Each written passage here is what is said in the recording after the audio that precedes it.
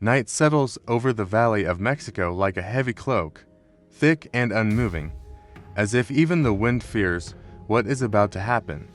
Torches crackle against the darkness, their flames bending in the cold air, painting the stone walls of the temple platforms in trembling gold. Somewhere beneath the distant trees, a drum begins to beat slow at first, like a single heartbeat echoing in the ribs of the earth. Boom, boom, boom. The sound climbs the worn steps of Tenochtitlan, slips through the lattice of canals, and settles over the city like a warning whispered through bone. Along the southern causeway, a group of prisoners stands bound by ropes of woven maguey fiber. They barely move, barely breathe. They know that in this city of gods and obsidian, dawn will not belong to them. Their faces are streaked with dust and dried blood, their hair clumped by the long march across conquered lands. Yet there is something else in their eyes, something more terrifying than fear. It is the understanding that in this place, in this empire built on the spine of mountains and the rhythm of drums, they are not simply captives. They are offerings. They are living vessels. They are soon to be shadows.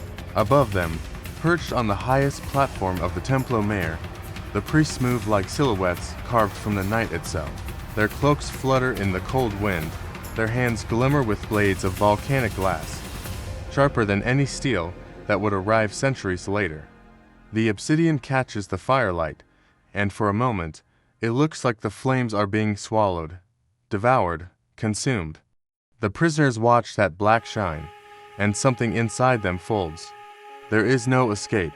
There is only the ritual, and the ritual is older than their kings, older than their grandparents, older than the stories whispered in their childhood huts. A ritual written not in words, but in blood. The drumbeat grows louder. Boom, boom, boom. The city below does not sleep. Families sit outside their homes, wrapped in cotton blankets, whispering prayers. Some pray for rain, some for victory, and some pretend not to know what the drums mean, that another ceremony has begun, that another set of foreign warriors will climb the steps only to vanish into the mythic hunger of the gods. A mother holds her small child close, covering his ears, but the sound penetrates through her palms. A merchant stares at the temple, his fingers trembling around a half-eaten maize cake, and old warriors, scarred and decorated, nod silently to one another. They have seen this before. They will see it again. What no one says aloud is the truth every person in Tenochtitlan knows. The ritual is far worse than what outsiders whisper. Far older, far darker, far more intimate. Death is only the final note in a long, slow song. A sudden gust tears through the plaza, making the torches bend violently. The flames flatten like beaten gold, then flare back to life. The prisoners flinch as the wind scratches their skin with dust. One of them, a young man with a narrow jaw and a thin scar along his cheek, lifts his eyes toward the temple. He cannot look away. He has heard the stories, the ones traded between villages like forbidden secrets. He knows this ritual is not like the sacrifices he's seen in his own land. This one keeps the victims alive far longer, days longer, sometimes weeks. The Aztecs do not kill quickly. They believe true power requires more than a single life. It requires a slow unraveling. As he watches the silhouettes above, he wonders which god demands him. Huitzilopochtli, the warrior sun, Tezcatlipoca, the smoking mirror, or perhaps Xipe-Totec, the flayed lord, whose priests were the skin of men like garments of borrowed flesh. The thought makes the young man gag, but his mouth is too dry for vomit. He closes his eyes, but behind his eyelids he sees the same vision, himself stretched across stone, the obsidian blade descending. He opens his eyes again. The flames dance, the drums deepen, the march begins. They are pushed forward by Aztec warriors, whose faces are painted in black and red, the colors of earth and blood. Feathers rise behind their helmets, shimmering with iridescent hues that catch the torchlight. Though they are conquerors, they do not smile, they do not speak. They walk with the heavy solemnity of men who know they are instruments of something larger than war, something cosmic. The young man stumbles but does not fall. He forces himself to stand taller, Though the ropes dig into his skin, his wrists are swollen, his feet raw. Around him, the other prisoners shuffle forward, the old, the young, the strong, the broken. Some limp, some whimper, some stare blankly into the night as if already dead. They come from many lands: Tlaxcalan, Huexotzinco, Calco, even distant Mixtec valleys where the mountains touch the clouds.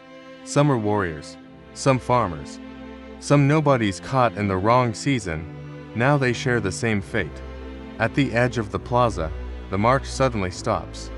The warriors pull back the ropes, lining the prisoners into a long row. The priests descend the stairs, their obsidian blades gleaming like pieces of night sharpened into instruments.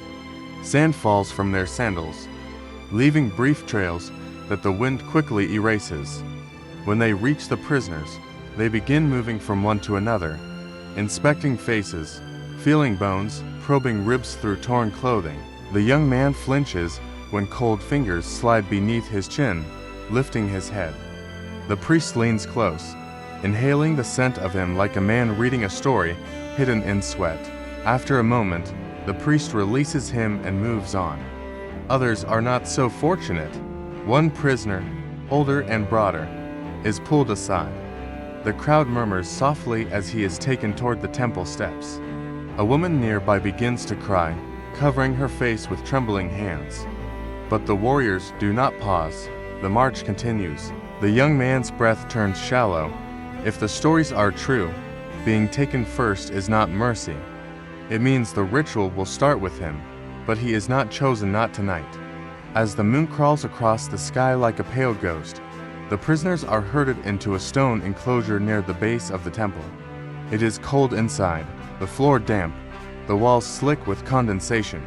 The air smells of incense, sweat, and something metallic, something like rust, though the young man knows it is not rust. He sits on the ground, his body sinking with exhaustion. Others collapse around him. Some whisper prayers. Some whisper nothing at all. He lifts his gaze toward the opening of the enclosure. Outside, the priests have begun preparing the space. They scatter maize, place bowls of obsidian water, arrange feathers of Quetzal green and macaw red. Two warriors carry a massive drum to the center of the plaza and begin tightening its skin. The sound of the stretching hide is like a scream held beneath the surface. The young man's heart stutters because he recognizes that drum. He has heard it before, on the day his village was taken. In the dreamlike wash of exhaustion, he slips backward into memory. The smoke had come first then, white, drifting above the treetops like a signal from another world. Then the sound of feet, hundreds of them, pounding the earth in unison. He remembered grabbing his sister's hand as villagers rushed past them, screaming. Huts burned, animals scattered. Warriors crashed through their maize fields like a black tide. And through it all, the same drum, beating the same steady rhythm that now shakes the stones beneath him. The memory dissolves. He is back in the cold enclosure, staring into darkness thick enough to touch. Hours pass, or perhaps only minutes. Time becomes a rope, knotted and tangled, pulling him into a state between fear and numbness. Sleep comes in harsh bursts, like a drunk collapsing against a wall, only to be jolted awake by the screams of another prisoner. Once, he dreams of water pouring over him, cool and cleansing, only to wake to the harsh reality. His throat is painfully dry. Just before dawn, a priest enters the enclosure. His face is painted half black, half yellow, the colors of night and light, death and rebirth. Without speaking, he points to the young man. Two warriors step forward, untie the ropes around his wrists, and replace them with new ones tighter, thicker, rougher. They lift him by the arms and drag him outside. The plaza looks different now. Mist curls along the stones. The torches have been extinguished, replaced by faint lines of incense smoke that wind upward like pale serpents. The horizon glows with the first whisper of morning, turning the lake waters into a map of molten silver. The young man shivers, though the air is not cold. Something inside him senses the truth. This is not just a sacrifice. It is a transformation, a dismantling, a slow unraveling of self. He is taken to a low platform near the temple, where several stone tools lie arranged in geometric patterns. Not tools for killing, tools for keeping alive. His stomach tightens. The priest gestures. The warriors force him onto the stone surface and bind his limbs so thoroughly that he cannot move even an inch. One warrior holds his head steady while the priest places a bowl of water beside him. Another bowl is filled with thick, red paste ground seeds mixed with blood. He has seen this before.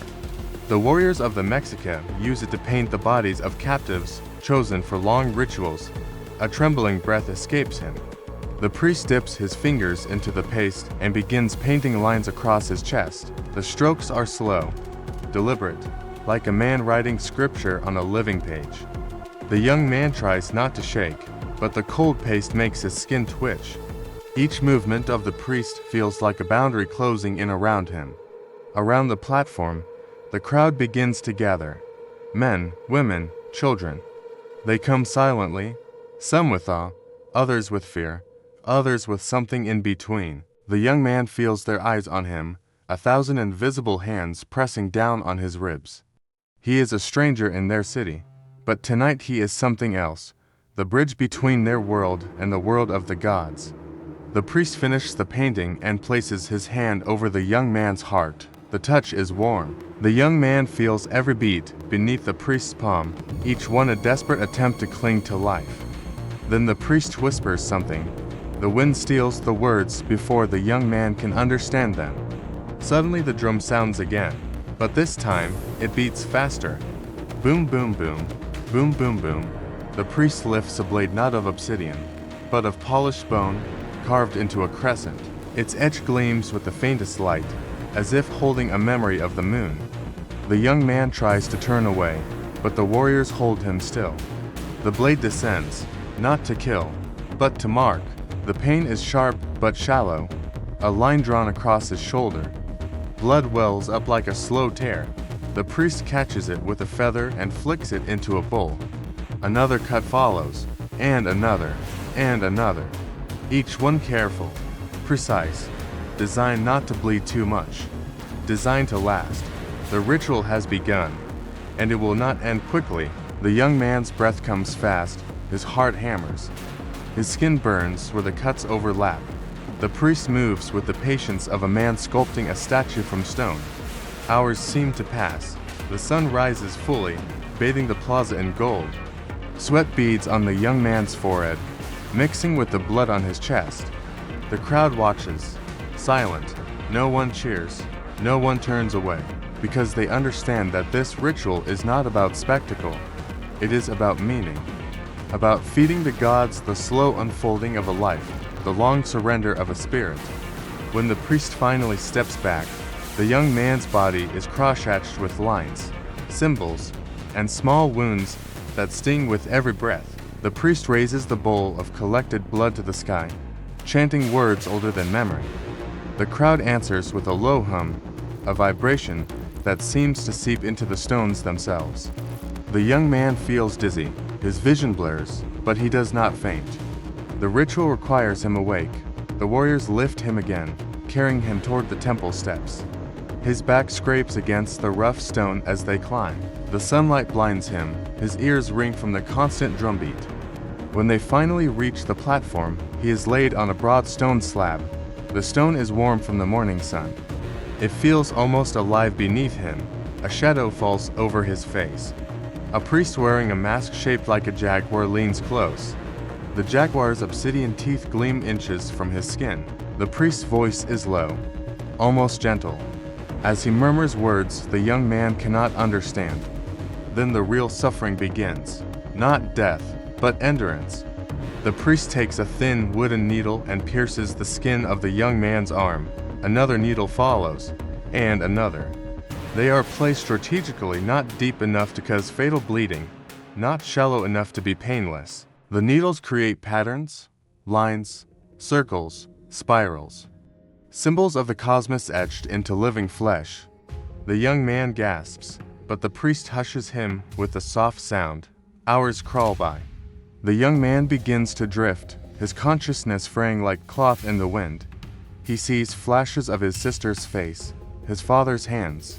The maize fields glowing beneath the morning sun. Voices swirl around him, some real, some memory, some dream, but the pain anchors him to the present. He cannot escape into unconsciousness. The ritual does not allow it. As the sun reaches its highest point, the needles are removed. But the relief is brief, because now comes the next stage. The priest brings forward a small clay bowl filled with ground chili peppers mixed with water. The young man's stomach drops. He knows what this is. He has seen it done to captured warriors in his homeland. The priest dips a feather into the mixture and gently presses it into the wounds.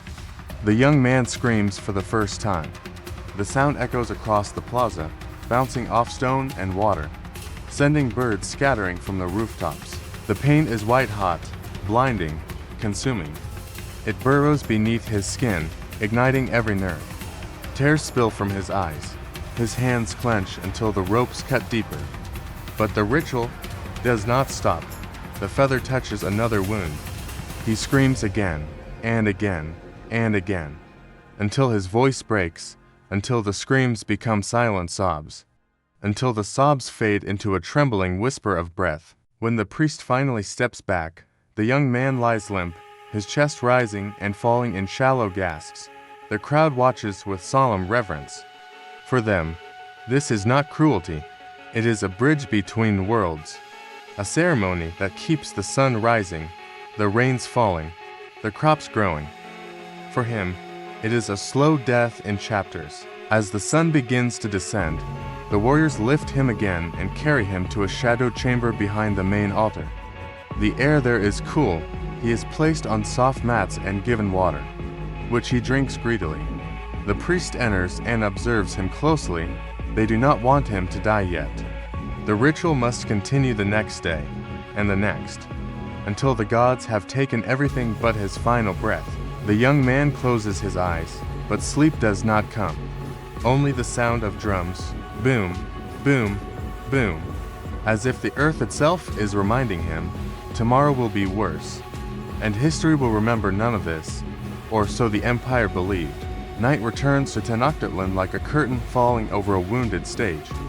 The young man lies awake on the woven mats, staring at the ceiling as shadows ripple across the stone. His body burns. Each breath is a fragile thread keeping him tethered to the world. The chili paste in his wounds has dried into a crust that cracks whenever he moves, releasing new flares of pain. The air smells of incense, sweat, and the distant sweetness of roasted maize drifting in from the city beyond. Life goes on out there. Here, time is a tightening knot. Footsteps approach. He shuts his eyes not to sleep, but to hide, to disappear into the one refuge the Aztecs cannot reach. But the footsteps stop at his side. A hand touches his shoulder, gentle, but heavy with purpose. The priest from before, the one with half black, half yellow face paint, kneels beside him. He lifts the young man's head and offers water. The young man drinks, trembling, but grateful. He expects another torment to follow, but nothing comes. The priest simply sits there, watching him with eyes that hold a strange sadness. In a low voice, almost soft enough to be mistaken for pity, the priest whispers something in Nahuatl. The young man does not understand the words, but he understands the tone. It is not hatred, not cruelty, not even indifference. It is reverence. To the Aztecs, he is not a victim. He is a Veselan-honored bridge between their world and the gods they fear, love, and serve. The thought fills him with a shivering dread, because reverence can be far more terrible than hate. The priest places his hand over the young man's heart again, not harshly, almost like a farewell. Then he stands and walks out, leaving the chamber silent except for the distant thrum of the drums that never quite stop. The young man wonders who was the first to undergo this ritual, who was the origin, who taught them that suffering, prolonged and deliberate, was a language the gods understood. He wonders if that man screamed as he did. Eventually, exhaustion drags him into sleep. He dreams of the lake, its waters calm, its surface glowing beneath the moon. He dreams of walking across it, weightless, his wounds gone, his skin whole. He dreams of his sister running through a field of maize taller than her head. He dreams of his father sharpening a blade of stone. He dreams of the life he will never return to. But then the dream cracks, the lake ripples, the moon distorts. A drumbeat begins beneath the water, making the surface tremble like the skin of a living creature. Boom, boom, boom, the lake splits. A hand, painted in black and red, reaches up and grabs his ankle. He wakes with a violent jerk. Morning has arrived. The ritual resumes. Warriors enter the chamber and lift him again. Their grip is firm but not cruel. They carry him outside, where the plaza is already filling with people. Some bring offerings, others simply watch, solemn as shadows. Children cling to their mother's legs, eyes wide, their innocence wrapped in the thin veil of dawn. The young man is taken to a different platform today, smaller, lower, near the base of the temple, where the ground is cold and damp. Birds perched on the temple carvings watch with tilted heads, feathers ruffling in the morning breeze. The young man wishes he could be one of them, able to fly away from this place, from this fate, from this empire that swallows men whole. But he cannot. He is tied once more, not as tightly as before, but enough to restrict movement. This time, the priest brings out long reeds, hollowed and polished.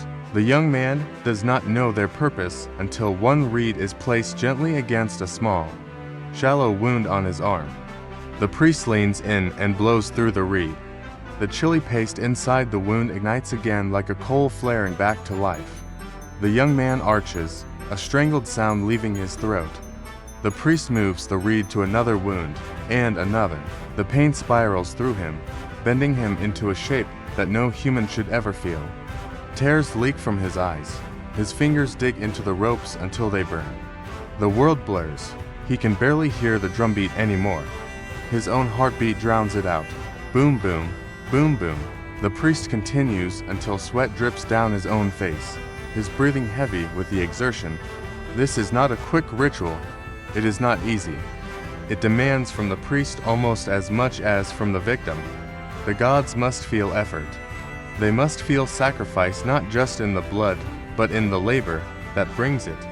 When the priest steps back, the young man sags forward, shaking. His vision swims, his breath stutters.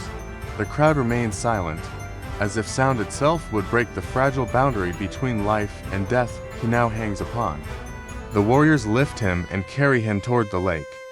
Boats await them long, narrow canoes painted with swirling designs. The young man is loaded onto one and laid across its wooden planks. The canoe pushes off, gliding across the shimmering water. The city stretches around him, floating on the surface like a crown of stone and wood. The lake breeze cools his skin, bringing momentary relief. He closes his eyes and lets the wind wash over him. For a moment, he imagines he is being taken home.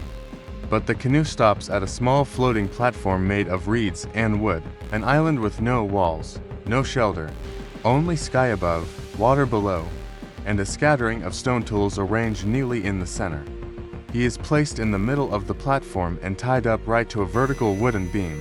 His arms hang limp at his sides. His head droops forward. The warriors step back.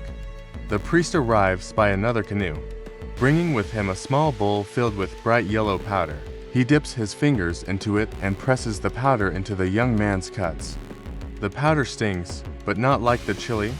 This is different, numbing, dulling, preparing him for something else.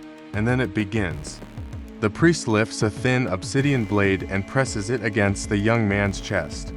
Not to cut deeply, but to scrape. Slowly, methodically, removing dried blood, opening the wounds again, making them bleed just enough. Each scrape sends a tremor through his body.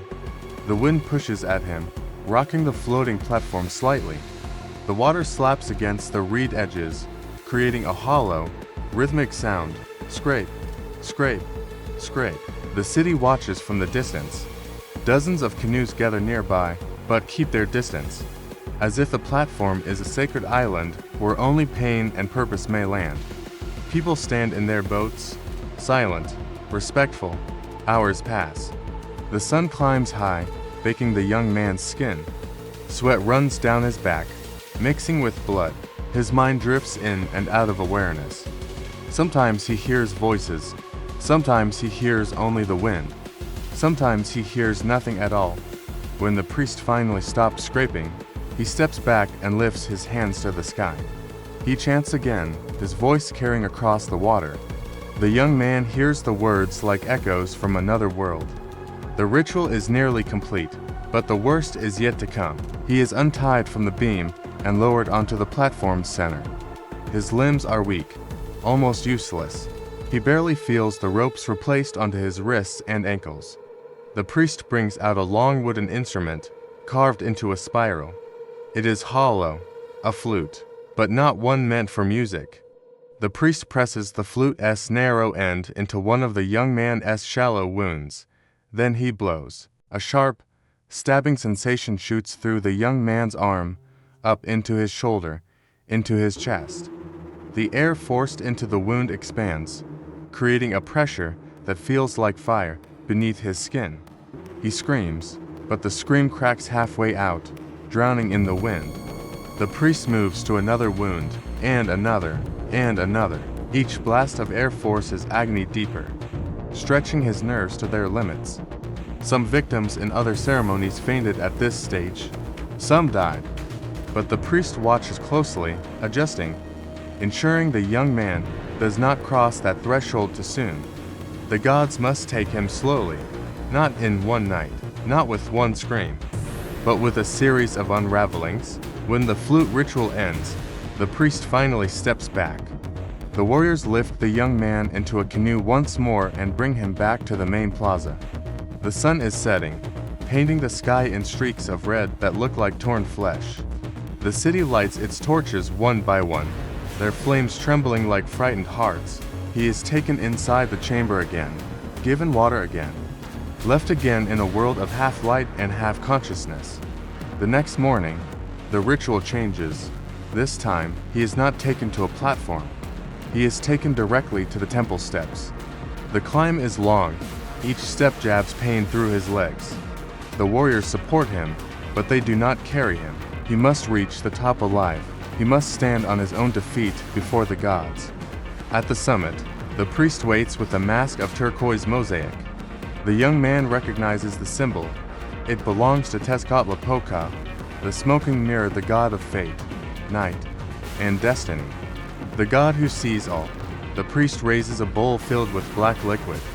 He dips his fingers in it and draws a mark across the young man's forehead. The liquid is cold. It smells of bitter herbs and something metallic. This is the final sign. The young man is pushed onto the stone slab. But the obsidian knife does not come. Instead, the priest lifts a bone needle threaded with a thin strip of maguey fiber. He presses the needle into the young man's chest, just above the heart, not deep enough to kill, but enough to pierce the skin. He pulls the needle through, drawing the fiber along with it. Then he pierces again, and again, sewing symbols into the young man's flesh. Each pull of the fiber sends agony radiating through his chest. He gasps. Sweat drips from his chin onto the stone. His pulse thunders beneath the priest's hands. The stitching continues until the priest has created a full symbol, a spiral surrounded by 4 points, representing the cosmos itself. This is the end. The priest places his hand over the young man's heart. For a moment, just a moment, the world goes still. The wind stops. The drums stop. The voices fade. Only the heartbeat remains. And then, finally, the obsidian blade rises. It descends with a silence that feels like a scream swallowed by the sky. When it is done, the young man becomes smoke. The city breathes. The sun rises, but history does not remember him. His face disappears into time. His name is not carved on stone. His village does not build a memorial. His sister never learns what happened to him. The priests record nothing. The people speak nothing. The ritual becomes one more red thread in a woven tapestry of centuries. Yet fate is not always obedient to silence. Centuries later, beneath the ruins of the Templo Mayor, archaeologists discover something that should not exist. A stone box sealed so tightly it was mistaken at first for part of the foundation. Inside it, wrapped in fragments of cotton cloth hardened by time, lies a bull. A small one, made from red clay, painted with spirals and points. Inside the bull, dried traces of blood, mixed with chili seeds. Beside it a reed flute, hollow, thin, still stained with something that tests reveal to be organic residue. And beneath these, a carving, not Aztec, not professional, not the work of a priest, the work of a prisoner. A small stone, etched with a crude image, a man bound, surrounded by symbols, beneath a sun and a smoking mirror, and beneath the image, scratched in trembling letters, a single line in a language not of the Mexica, I live. I remember. Do not forget me. Historians debate how the carving survived. Many claim it is impossible, but there it is. A voice breaking through the earth, a message stretching across centuries. A memory refusing erasure, for in the end, the gods faded. The empire fell, the conquerors crumbled, the priests vanished, the blades turned to dust. But a single man, flayed by ritual and devoured by time, found a way to speak. His suffering became a whisper, his whisper became a wound in history. And wounds, like memories, never fully heal. Even stone remembers, even silence echoes, even death leaves footprints. Mortui vivant, the dead live.